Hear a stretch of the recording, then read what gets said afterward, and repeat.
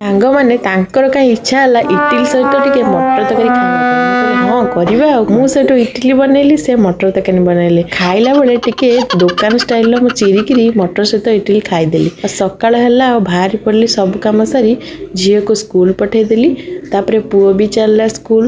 ଆଉ ଆମର ଟିକେ ଚାହା ରୁଟି କ'ଣ ନ ଖାଇଲେ ହେବ କି? ଭୋକ ଯେତେବେଳେ କଲାଣି ଚାହା ରୁଟି ଖାଇ ଦିନ ଆରମ୍ଭ କଲି। ଆଜି ତ ଘରେ ଖିଆ ପିଆ ନାହିଁ। ଆଉ ଆମ ଘର ପାଖରେ ଜଣଙ୍କର ହନୁମାନ ଚାଳିଶା ହେଉଥିଲା, ତ ସେଠି ଯାଇ ଖାଇଦେଲୁ। ଆଉ ଟିକେ ଘରକୁ ନେଇ ଆସିଥିଲୁ। ଆଉ କ'ଣ କ'ଣ ହେଇଥିଲା ଆପଣମାନେ ଏଇଠି ଦେଖନ୍ତୁ। ମୁଁ ଆଉ କହିବି କ'ଣ, ଆପଣମାନେ ତ ଜାଣିଥିବେ ଅରୁଆ ଭାତ ସହିତ ଡାଲମା, ଖିରି, ଖଟା। ଆଉ 3ଟା ହେଲାଣି ବାହାରି ପଡ଼ିଲେ କୁଆଡ଼େ ବଜାରରେ। କ'ଣ କୁଆଡ଼େ ଯାଉଛନ୍ତି ଜାଣିବେ ଆସ।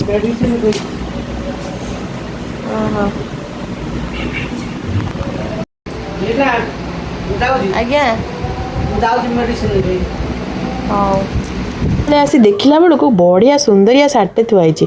ତାକୁ ନ ପିନ୍ଧିଲେ ହେବ କି? ଆଣି ରଖିଦେଲି। ରହୁ ସାଙ୍ଗମାନେ, ଜୟ ଜୟ।